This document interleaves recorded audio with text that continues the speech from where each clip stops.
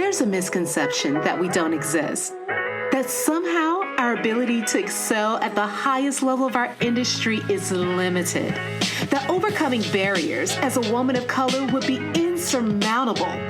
But what would happen if we decided to venture out on our own despite everything we were up against? I'll tell you. Welcome to the Black Girls Consult 2 podcast. I'm your host, Dr. Angelina Davis, a healthcare consultant, consulting coach, high performance fanatic, wife, and proud girl mom. I help transform female professionals into thriving solo consultants. And just like you, I'm wearing all the hats and doing all the things. So this podcast is to empower you to move past fear, to start and grow a successful consulting business despite the obstacles you may encounter. We'll dive deep into the consulting practice, business strategy, mindset, and more. So grab your cup of coffee or tea if that's your thing, and let's get started.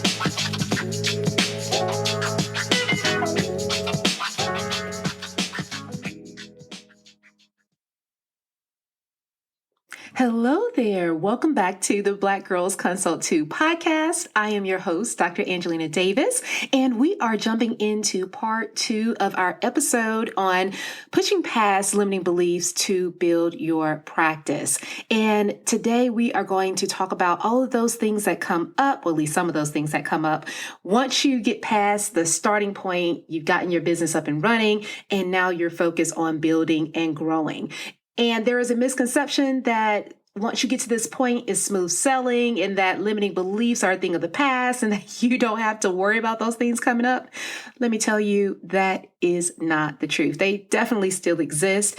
These are things that we are often still facing and trying to work through. They come up all throughout our journey. And I want to dive into kind of 3 limiting beliefs that I see come up often. And these are things that if we can move past them, it will help us to grow even further. And sometimes we look and we wonder, why are we not growing as fast as maybe, our competition or our counterparts or our other colleagues? And some of that lies in the fact that we have limiting beliefs that are keeping us stuck and stagnant. So let's get started and jump right in. One of the key pushbacks that I have from clients when we're talking about strategy and we're thinking about ways that they can think outside of the box and really grow their business, attract additional clients and leads, and really just do things that will bring them more business. One of the key pushbacks that I get is that what they're doing currently is how it's always done. And so this is tied to this limiting belief that we can't afford to take risks. And what I'm always stuck with is, how do I explain how important it is to push past this limitation when everything around them is telling them what they should think, is telling them that they have to look quote unquote professional. I put my little air quotes up because professionalism, we won't even get into that topic, but a lot drives what we see as that definition. But they are told that they have to be quote unquote professional.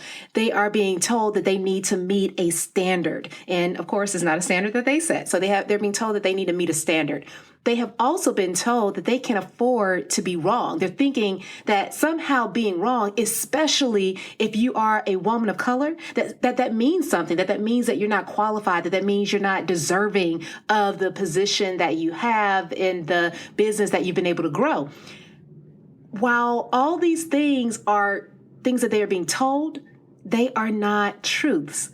And sometimes we interpret all these messages in different ways and make them into unspoken rules that we follow blindly. And we think that to move away from any of these would mean that we won't succeed. But what's crazy about it is that those are the things that are actually keeping us stuck. Those are the things that I find is keeping them in a place where they are not growing at the rate they would like to grow or growing to the level that they want to be at. One is that because if you are thinking that you need to fit into this box, this standard that everyone else has made, everyone else except for yourself, that means that, number one, you're not being authentic. You're not honoring who you are. You're not honoring everything that you bring to the table, your unique perspective, your experiences, your ability to relate with others in a unique way because you've been through maybe something that they have been through that's similar that they could resonate with. You're not utilizing any of that to your advantage when you think that you have to conform to these definitions of professionalism and standards. And then we're adding another layer to that when we think about what it means to be wrong and doing something that is different from what has always been done means in our minds that we're taking a risk of being wrong, of doing something that someone can look at and say, I told you that wasn't going to work because it's not like how we've always done it. You're doing it differently and your different approach doesn't work. We're afraid of hearing that. Let's just be honest. I've been there. I understand. But the interesting part about this is that it is your ability to be different that will actually allow you to grow. When people are looking for help, they are looking for someone to solve very real and difficult problems. And think about it. If you are only offering what has always been done, don't you think that they've tried that already? Or they have heard that already? I mean, many of our clients are very sophisticated. They know what they are looking for. They know what they're trying to buy. They know the type of help that they need. They've heard all of those narratives before. And so if you're just presenting the same thing that everyone else is doing, then you put yourself in a position where you're being seen more so as a commodity. And then people just start shopping around for rates. They're just looking for what is the cheapest way to solve this problem. But what they need is something that is different, something that they haven't seen, an approach that they haven't tried. Because if they're still looking, it means that they haven't found the solution yet. And that can be something that you hold. Maybe it is your unique experience at a previous job that you've built into your consulting service that they're looking for. Maybe it's your unique approach and your ability to get along with others that they need in their business in order to really gain the buy-in of their employees so they can increase quality standards. Maybe it is really trying to find someone they feel like they can relate to that's not so uptight and stiff, but is able to help them work through some of their personal challenges, especially when you're working in the business and consumer space. So what you may see as taking this huge risk to not be like others, to do things that are not in alignment with what has always been done, could actually be what will grow your business the most. And so we have to look beyond this belief that we need to conform, that we need to stay in a box, and that we need to meet a standard in order to succeed. You have to be willing to take risks. Now, I don't mean take risks recklessly. Take educated risks. Take risks that are grounded in your experience and your knowledge. Take risks that have been well thought out and strategically planned. But take risks. You have to take risks because it's those risks that are going to allow you to showcase your unique approach, your unique way of solving the problem, and the unique way that you can help them get to their end result. That is what's going to sell your services. That's what's going to increase demand. So one of the first limiting beliefs that we have to get over is this belief that we can't afford to take risks. And we just need to break away from how it's always been done and think about what we can do to solve the problem and to solve it better than anyone else. Are you a female solo consultant or expert in your field who desires to build and grow a highly profitable consulting practice? Or are you finding it difficult to build your business and expand your presence in your industry to generate the revenue you desire? If so, my signature program, Expand to Excel, was created with you in mind. It's a 12-week, one-on-one curriculum-based coaching program developed to help you create and implement a personal strategy to build and grow a highly successful and profitable business as a solo consultant, no matter the industry. So visit www.excellaconsulting.com to learn more and to schedule your next step call. Okay, this next one is for all of my women in consulting, but especially for my women of color in consulting. It is this limiting belief that I need to prove myself. This one right here seems to never really go away. No matter how long you've been in practice, no matter how much business you've gained to this point, no matter how far you have taken your business and how much you have excelled, this one right here, this limiting belief, this need to prove yourself, it comes up over and over and over again. And this is something that we see as being a obstacle that someone else places on us. They're making us prove ourselves. They're making us jump through hoops. They're making us show them that we deserve to win their business. They're making us to go the extra mile to prove that we have high quality service. They're making us. That's what we tell ourselves. They're making us. But in actuality, this is our own inner belief that's causing us to feel as if we have to go through all of these extra hoops to prove that we know enough, that we deserve to be in this business, that we deserve to be a sounding voice in our industry. We're doing that. It's our limiting belief.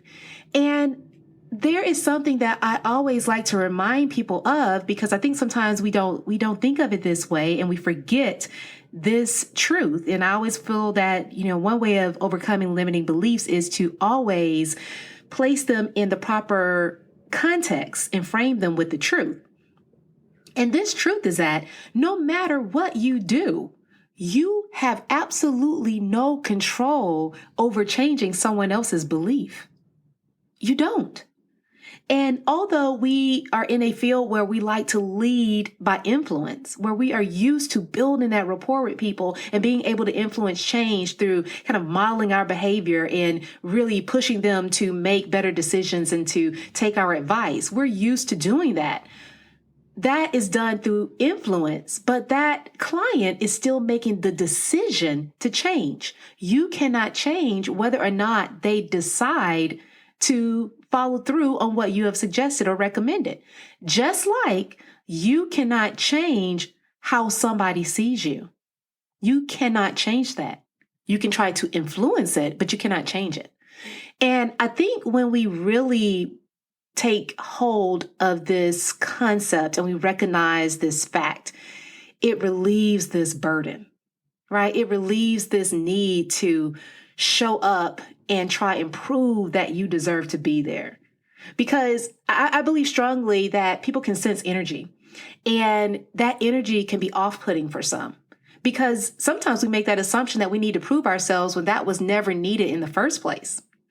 Sometimes we incorrectly make that assumption. And then in other scenarios where we feel as if we need to prove ourselves, and rightfully so, the person is not respecting our expertise and our knowledge and our skill, in those situations, there is oftentimes nothing you can do in that moment to change their minds. And so all you begin to do is waste your time and energy trying to change an outcome that you really can't directly impact. I know what it feels like to have to carry that burden and to feel weighed down by this need to try and prove that you deserve something. But you don't have to prove it. You do not have to prove it. You have the education, the certifications, the experiences, the talent, the gifts, the skill set. You have all of that has prepared you for the business that you have currently and the services that you deliver. You have already shown that you are capable of doing that work. You have nothing to prove anybody. All you're doing when you're presenting your services to others and you are trying to gain more business, you're just giving someone the opportunity to make a choice. You're telling them what you offer. You're showing them where they can be if they follow your advice and your strategic plan. You're giving them guidance, and then you leave it in their hands. It's up to them to make the choice as to whether it's the best fit for them or not. And when we look at it from that standpoint, it makes it much easier for us to keep moving and keep progressing and to keep gaining more and more business, because we don't get stuck and weighed down trying to do all these things to prove ourselves. We're not wasting time going back and forth and trying to perfect things as much as possible because we're afraid that if we don't do it a certain way, we're not going to be able to prove that we deserve the business. We don't have to go through that. We can freely present our services in a way that speaks to what we can offer and speaks to it in the best way possible, and then we leave it in their hands. But the one thing we have to remember is that we can't change other people's opinions. It's not our job to do so. You don't need to carry that weight. You don't need to walk around feeling as if you need to prove anything to anybody. Look, now I'm talking to you like I talk to my kids. I'm sorry. But I mean it. You don't have anything to prove. What you just need to do is be ready to showcase your skills and the services that you offer. That's it. And when we remove this burden, when we remove this limiting belief, then it will just make things so much easier. So the second limiting belief we are getting rid of right now is our need to prove that we deserve the business. Okay, now this last one is a limiting belief that most people don't know that they have. And I see it all the time because I feel like this is just probably how so many of us think in consulting. It just kind of goes along with the personalities that go into this industry and what we are used to doing and accomplishing before we get to this point where we started a business and we're growing our business.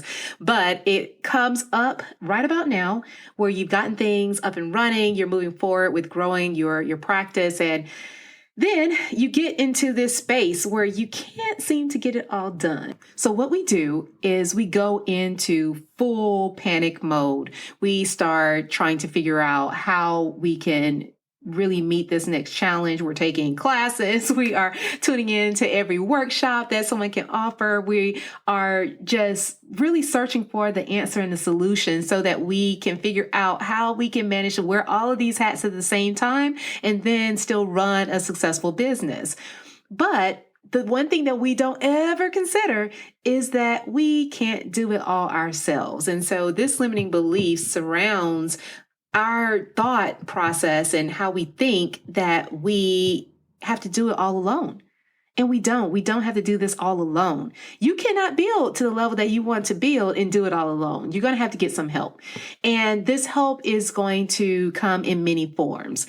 Because if you are trying to grow beyond your referral network and you are trying to expand to gain larger and larger contracts, you're going to have to invest in some new strategies for marketing. And last I checked, everybody's not a marketing consultant or a marketing expert. So you're going to have to seek out that help. You're going to have to seek out help possibly for organization or systems, because that may not necessarily be your strong suit. And it's okay to find that help. You may have to seek out help from a coach to keep your mindset on track so that you can grow and evolve at the rate of the business that you're gaining. You may have to outsource and delegate and trust people to actually carry out some aspect of your business for you so that you can focus on securing and serving the higher level clients that you need in order to continue to grow and to evolve. You're going to have to trust other people to come on your team so that you can expand and grow, whether it's a firm or agency, or just grow your practice into something that you have only previously imagined. You are going to need help. So we have to break through this limiting belief that we need to do all of this alone and that we need to remain in this silo and be superwoman. Because oftentimes that's what we're trying to do. We're trying to be superwoman. We're trying to show that we can create this consulting business and we can be this thought leader and really stand out in this space by ourselves. And in reality, no one can do that. We are not able to reach the success that you more than likely desire and deserve without getting help. We really have to break down this wall.